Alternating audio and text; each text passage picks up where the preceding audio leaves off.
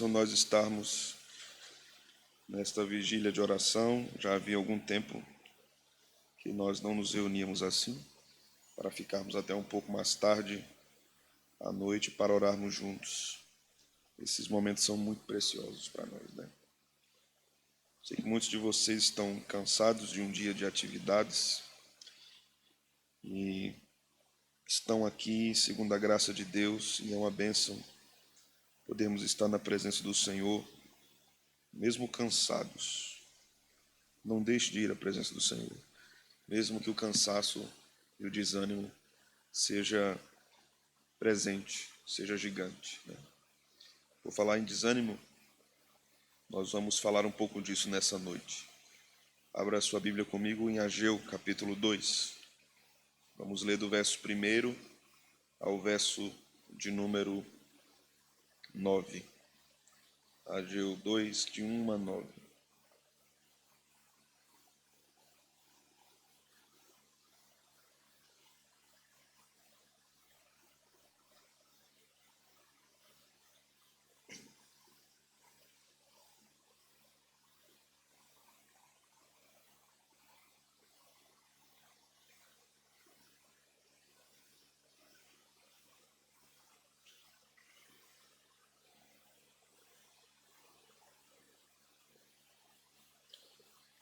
Vamos ler? O texto diz assim: No segundo ano do rei Dario, no 7º mês, ao 21º do mês, veio a palavra do Senhor por intermédio do profeta Ageu, dizendo: Fala agora a Zorobabel, filho de Salatiel, governador de Judá, e a Josué, filho de Josadaque, o sumo sacerdote, e ao resto do povo, dizendo: Quem dentre vós, que tenha sobrevivido, contemplou esta casa na sua primeira glória? E como a vedes agora? Não é ela como nada aos vossos olhos? Ora, pois, sê forte, Zorobabel, diz o Senhor, e sê forte, Josué, filho de Josadaque, o sumo sacerdote. E tu, todo o povo da terra, sê forte, diz o Senhor, e trabalhai, porque eu sou convosco, diz o Senhor dos exércitos, segundo a palavra da aliança que fiz convosco. Quando saístes do Egito, o meu espírito habita no meio de vós, não temas, pois assim diz o Senhor dos exércitos: ainda uma vez, dentro em pouco, farei abalar o céu, a terra, o mar e a terra seca. Farei abalar todas as nações, e as coisas preciosas de todas as nações virão, e encherei de glória esta casa, diz o Senhor dos exércitos. Minha é a prata, meu é o ouro, diz o Senhor dos exércitos. A glória desta última casa será maior do que a da primeira, diz o Senhor dos exércitos. E neste lugar darei a paz, diz o Senhor dos exércitos. Amém. Bendito seja o Senhor. Vamos orar? Ó Senhor, diante desta porção das Escrituras, que nos ensinam tanto sobre esperança, sobre promessa, sobre desânimo, sobre frustração diante do que está posto diante dos nossos olhos. Esse texto é tão atual, Senhor, embora não estejamos no mesmo contexto que Israel estava. Mas muitos de nós enfrentamos desânimos, muitos de nós enfrentam desesperanças diante de um cenário de destruição cinzento, sem forma. Muitos de nós, mesmo tendo fé no Senhor, reconhecendo a tua sabedoria e tua soberania, podemos enfrentar o que os antigos chamavam de noite escura da alma, quando tudo parece não ter mais sentido. Podemos experimentar essa confusão em nossos sentimentos e também na nossa mente, ainda que professemos a fé no Senhor. Muitas vezes as nossas emoções, Senhor, são divergentes da nossa razão. E dentro de nós se instalam a confusão, a incerteza. Ó Deus, nos ensina sobre esperança, nos ensina sobre confiança, nos ensina sobre tua misericórdia, nos ensina sobre tua compaixão, nos ensina sobre teu amor por nós, pelo teu povo, ao lidar com as nossas fraquezas. Nós te oramos assim, no nome de Jesus. Amém. Meus irmãos, nós estamos estudando nas nossas reuniões de oração o livro de Ageu, e esse já é o terceiro sermão que eu prego no livro de Ageu. Nós vimos anteriormente que o Senhor abre, através do profeta Ageu, esse livro, fazendo uma repreensão ao povo com respeito à inércia do povo para a obra de reconstrução do templo, para o resgate do culto. O povo estava desanimado diante do que haviam vivido desde o cativeiro, e Jerusalém estava destruída. Deus havia enviado muitos homens, levantado líderes para aquele período, que enfrentaram desafios muito grandes. O livro de Ageu nos fala sobre 2 deles, que foram importantes para aquele período. Estamos falando aqui de Josué, sumo sacerdote, e estamos falando de Zorobabel.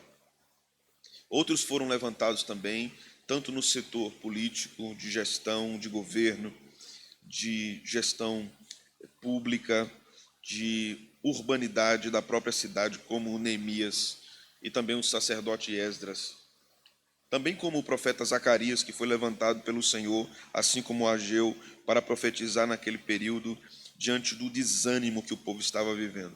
É preciso mencionar aqui que é muito difícil ser um pregador em tempos que o povo está desanimado. É muito difícil tentar encorajar um povo que não vê mais motivo para servir, que não tem mais alegria em dedicar-se ao Senhor. É muito difícil olhar para um cenário desse de desânimo e continuar perseverante. Assim como é difícil para um pregador, por exemplo, se preparar durante todo um dia, ou 2, ou 3, ou 4, e quando ele chega na igreja para pregar, estão apenas 2 irmãos ou 3 irmãos. Eu já, no meu ministério pastoral, já me preparei mais de 12 horas para dar um estudo num culto de doutrina, e apenas um irmão foi para o culto. É desanimador. É desanimador continuar falando para um povo quando o povo não quer ouvir, quando o povo não quer servir, quando o povo está absolutamente desanimado de fazer algo para a glória de Deus. E pior, não é apenas o desânimo. No contexto de Ageu, o povo não estava apenas desanimado, porque quando nós falamos de desânimo, nós podemos estar falando de um desânimo geral, tanto de servir a Deus, como buscar a Deus nos cultos, ou na vida por completo. No caso aqui do povo, não era na vida por completo, era apenas nas coisas do Senhor. O Senhor vai repreender no capítulo anterior, dizendo: vocês se preocupam tanto com a casa de vocês, mas vocês não se preocupam com a minha casa. Vocês se preocupam tanto com os negócios de vocês, mas vocês não se preocupam com os meus negócios. E eu dizia em sermões anteriores, irmãos, que quando nós nos preocupamos com os negócios de Deus, Deus cuida dos nossos negócios.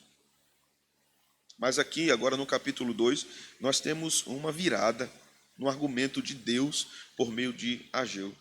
Ageu é aquele profeta que, de modo perseverante, estava pregando para o povo, estava encorajando tanto Zorobabel como Josué, como o texto nos mostra. Ageu tinha aqui um papel imprescindível, difícil, de se manter firme e perseverante no seu ministério.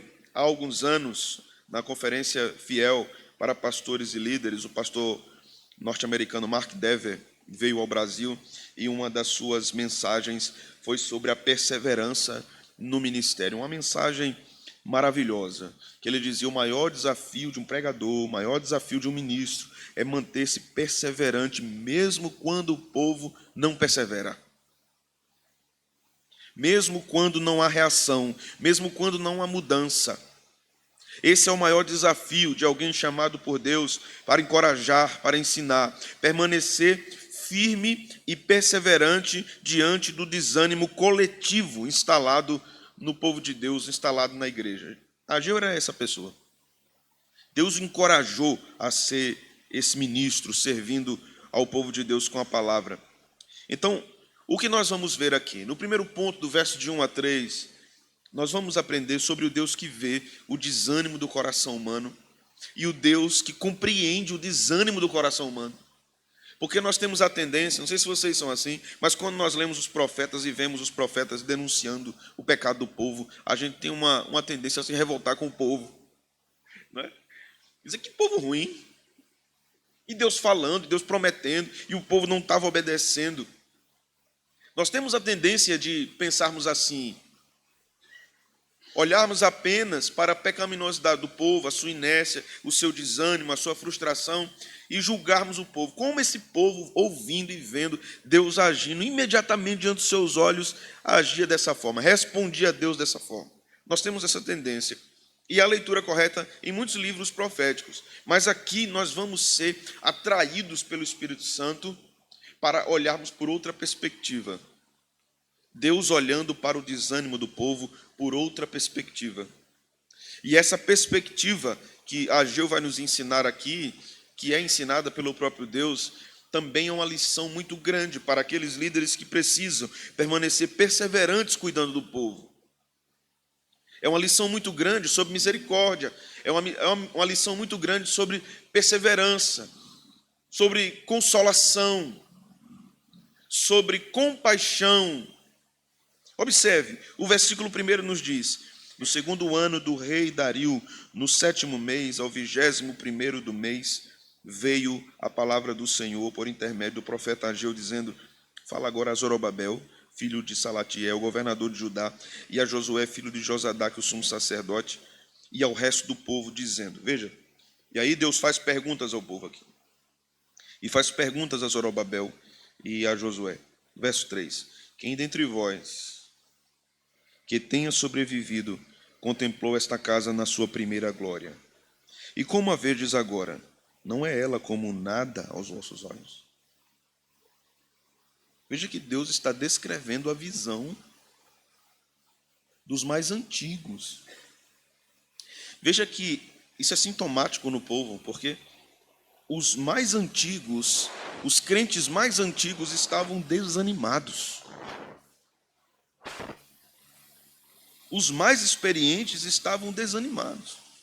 E Deus está dizendo aqui, não é assim? Vocês viram a glória do templo de Salomão, viram a destruição, estão vendo o caos que o templo está agora. Não passa na cabeça de vocês que isto é nada? O templo agora é nada? Veja a pergunta de Deus. Quem há entre vós que, tendo ficado, viu esta casa na sua primeira glória, e hoje não observa que isso é absolutamente nada? Deus está compreendendo a visão do povo, e é claro que Ele compreende, e Deus está manifestando compaixão pelo povo, porque o desânimo e a fraqueza do povo tem uma justificativa. O povo compara o templo atual com o de Salomão e sente frustração. Nós vimos que era muito melhor, era glorioso, e olha agora o templo destruído desse jeito. Como nós teremos ânimo de fazer isso? Imagine só você chegar na igreja um domingo pela manhã, aquele dia que alimentamos tanta ansiedade, que sabemos que a igreja estará cheia, estará cantando com vigor, com força, com alegria, que nós teremos a nossa EBD depois do culto, é um dia feliz, e de repente, quando você está chegando, você observa que as ruas estão interditadas, e você quer saber o que está acontecendo. E quando você começa a perguntar às pessoas o que está acontecendo, as pessoas dizem, o templo da primeira igreja foi demolido absolutamente. Ele foi destruído. E você observa somente o caos, a ruína. Você se lembra das pilastras, você se lembra como era lá atrás, você lembra-se como era lá em cima, você lembra dos momentos que você viveu no templo, e agora você olha para aquilo, está tudo no chão. Como é que alguém não se frustra? Como é que alguém não se entristece? Imagine você ter trabalhado tanto em algo e de repente aquilo é destruído por alguém. Você gastou anos vivendo aquilo. Era a sua rotina. E agora aquilo absolutamente não existe. O que é que resta? Frustração. Era assim que o povo estava. Meus irmãos, Deus reconhece os sentimentos do povo sem condenar esses sentimentos. Deus não diz assim aqui, estão errados. Não era para estar sentindo isso. Era para que vocês estivessem, na verdade, sentindo-se satisfeitos em mim.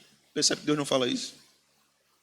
Deus não diz assim, na verdade vocês precisavam estar mais focados em mim, porque essas coisas são pequenas.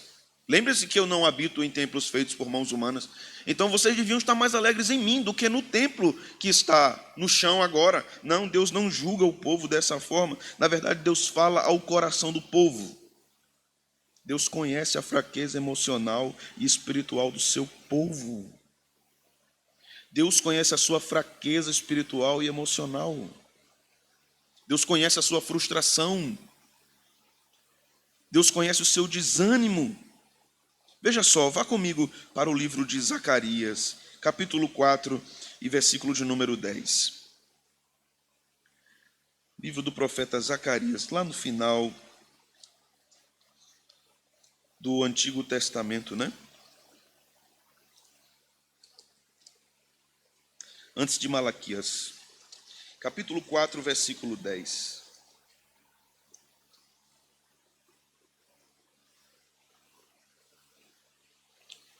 Consideremos que Zacarias está falando para o mesmo contexto de Ageu. É a mesma época. Eram profetas contemporâneos. Veja o que ele diz no verso 10. Pois quem despreza o dia dos humildes começos, esse alegrar-se-á vendo o prumo na mão de Zorobabel. Aqueles 7 olhos são os olhos do Senhor, que percorrem toda a terra. Veja como esse versículo é importante lá para o contexto de Ageu. Porque imagina só, aquele povo que viu aquele grande templo erguido, uma coisa linda, maravilhosa. E agora começar a tirar os escombros, limpar o terreno, começar a tentar aproveitar alguma coisa, colocar as pedras no lugar. Irmãos, os humildes começos muitas vezes soam frustrantes. Frustrantes. E é isso que Zacarias está falando aqui. A igreja de hoje, a nossa igreja, pode se sentir até desanimada diante dos desafios, diante dos pequenos começos. Mas Deus continua presente e ativo, dizendo ao povo, eu entendo a fraqueza de vocês. Eu entendo a frustração de vocês diante do que está diante dos olhos agora, né? Que está perante os olhos de vocês. Veja o versículo 4 e 5, o que o texto vai dizer. Veja que coisa. Depois de Deus manifestar compaixão, Deus diz no verso 4, seja forte, Zorobabel. Seja forte, Josué. E tu, meu povo, seja forte.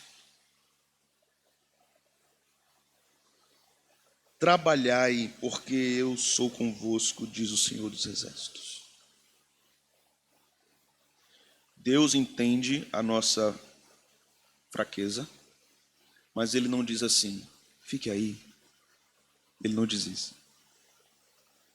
Ele não diz assim, fique assim, remoendo e vivendo a sua frustração. Eu entendo, você pode ficar aí assim. Você pode passar anos e anos ou a vida toda se lamentando do passado, porque era daquele jeito no passado. Não, não, não. Deus diz assim, eu sei o que você está sentindo, eu sei o que passa na sua cabeça. Mas, meu filho, minha filha, seja forte, anime-se. Trabalhe. Erga-se, vá, sirva. Você pode viver a frustração e deve viver. Você pode viver a tristeza e deve viver a tristeza. Você pode viver aquilo intensamente, mas o Senhor não vai dizer assim: fique aí, entregue-se a isso e acabe sua vida nesse sentimento de frustração perene. Não, o Senhor vai dizer: seja forte. Veja como Deus trata aqui. Deus trata com os líderes e com o povo. Aos líderes, Deus diz: sejam fortes. Ao povo, Deus diz: sejam fortes. Deus estava encorajando líderes que foram levantados por ele, mas que estavam temerosos diante de uma situação muito difícil. Sabe aquela coisa de Deus chamar e dizer assim: faça, e o indivíduo dizer assim: Senhor, eu te obedeço, eis-me aqui, mas eu não sei como é que eu vou fazer não, esse negócio não, porque o contexto é muito difícil, Senhor. A terra é seca, está tudo destruído, e como é que eu vou fazer esse trabalho? Então Deus diz aos líderes: sejam fortes, trabalhem. Deus diz ao povo: sejam fortes, trabalhem. Vejam o verso 5. Segundo a palavra da aliança que fiz convosco, quando saístes do Egito, o meu espírito habita no meio de vós. Não tenham medo.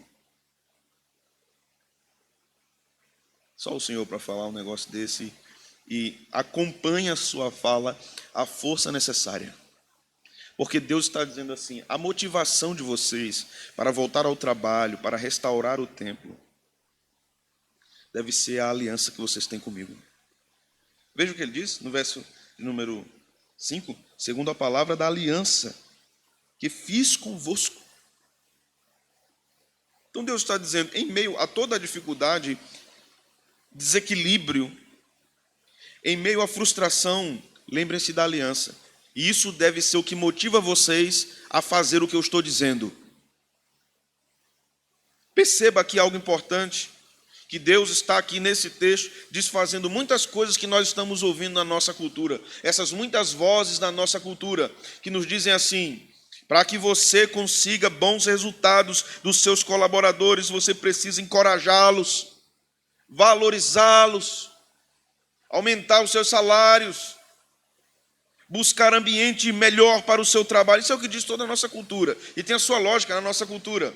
Mas aqui Deus está dizendo assim: o maior combustível para que vocês levantem-se e sirvam é a aliança. É o que eu tenho com vocês. É a relação que eu tenho com vocês. E lembrem-se, eu estou no meio de vocês. Eu habito com o meu povo. O meu espírito está no meu povo. Pelo fato de eu estar com o meu povo, não tenham medo. Porque o povo estava com medo de começar uma obra e não dar certo. E Deus estava dizendo: eu estou com vocês. O meu espírito está no meio de vocês. 3 vezes Deus ordena: ser forte.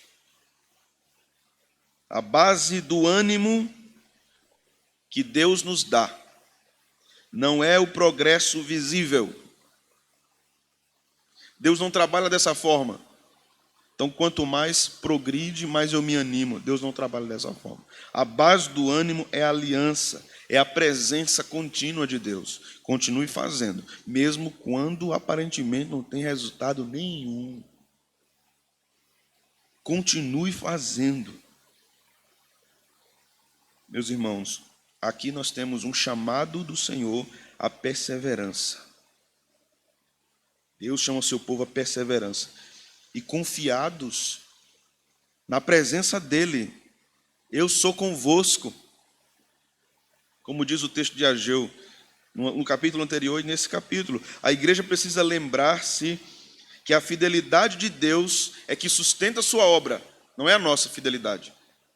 É a fidelidade de Deus que sustenta a sua obra. Mesmo quando os resultados são lentos, Deus sustenta a sua obra. Não desista do que Deus entregou nas suas mãos.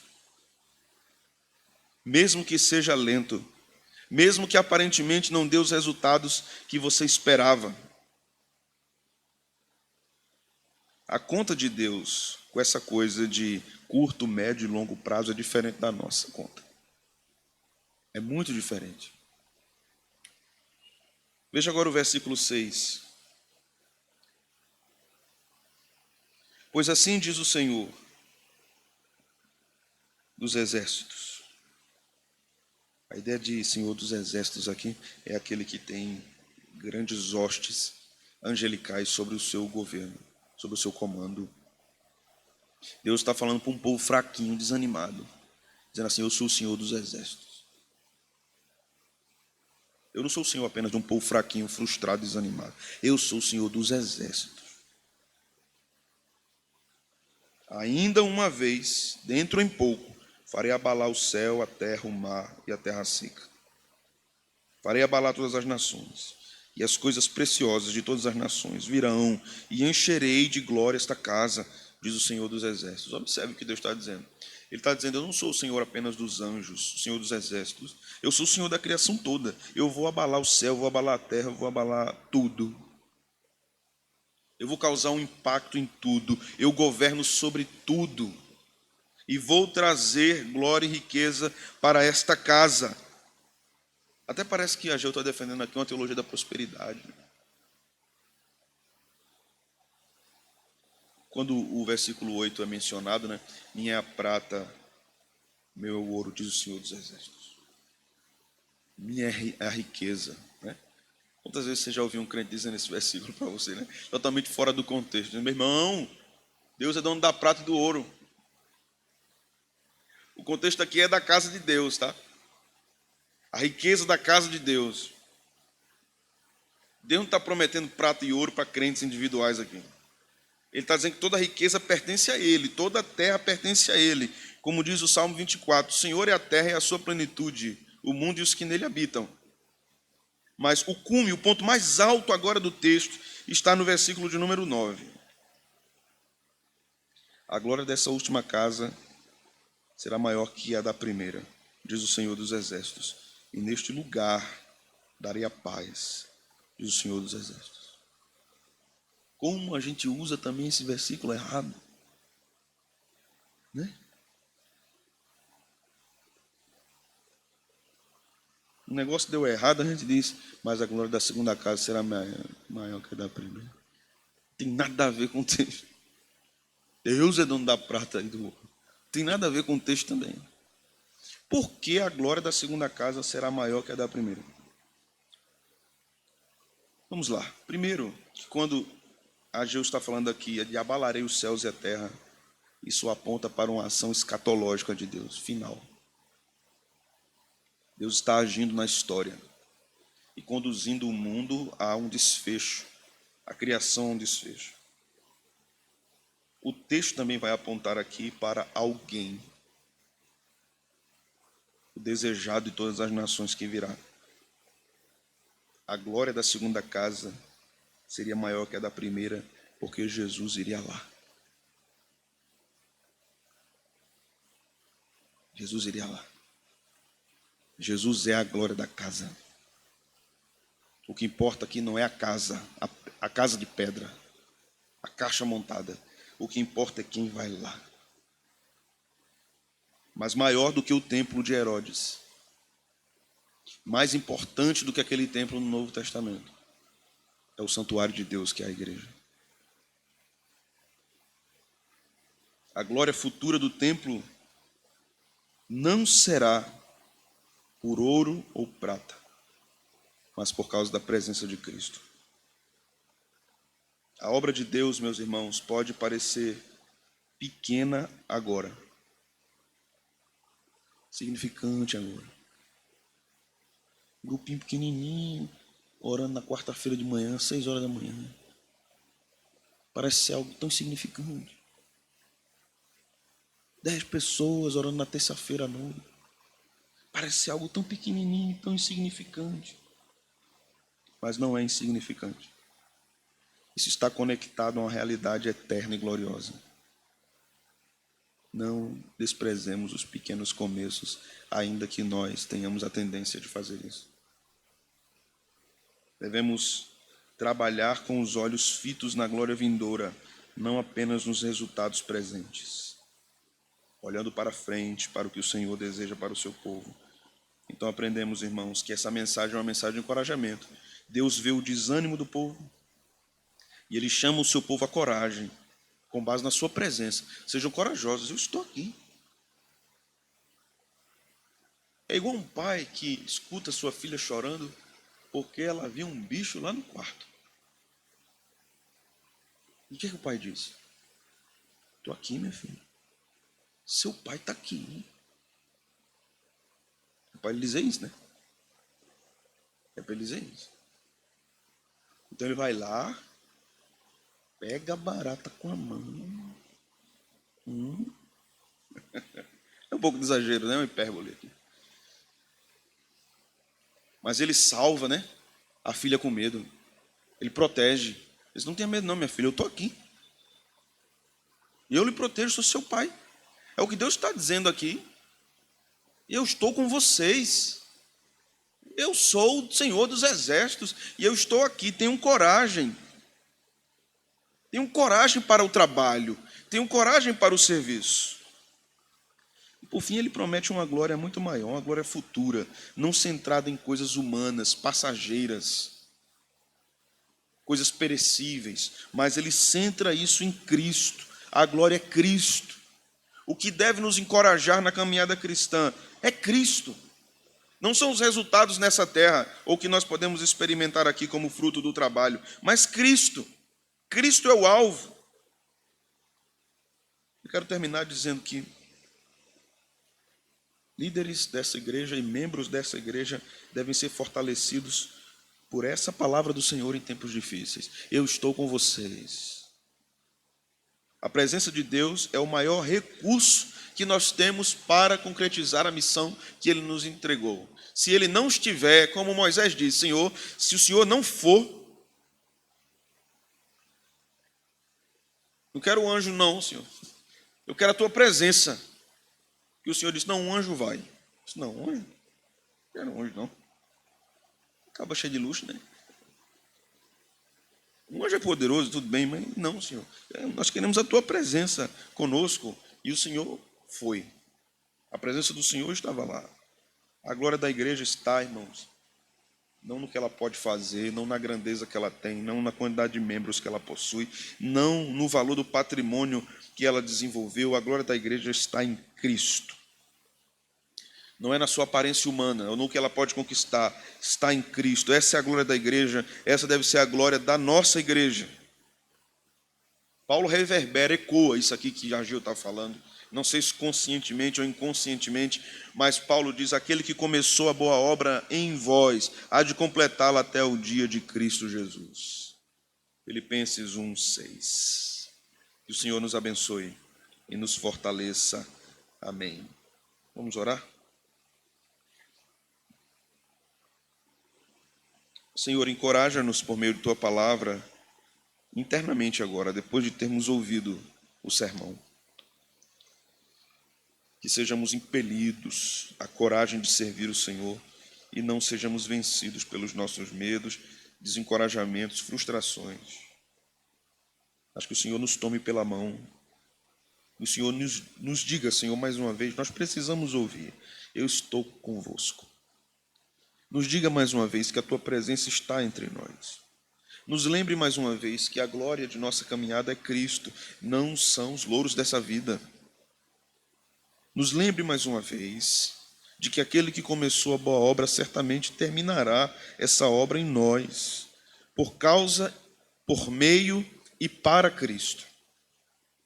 Nós te louvamos por Tua graça, Tua presença, no nome de Jesus.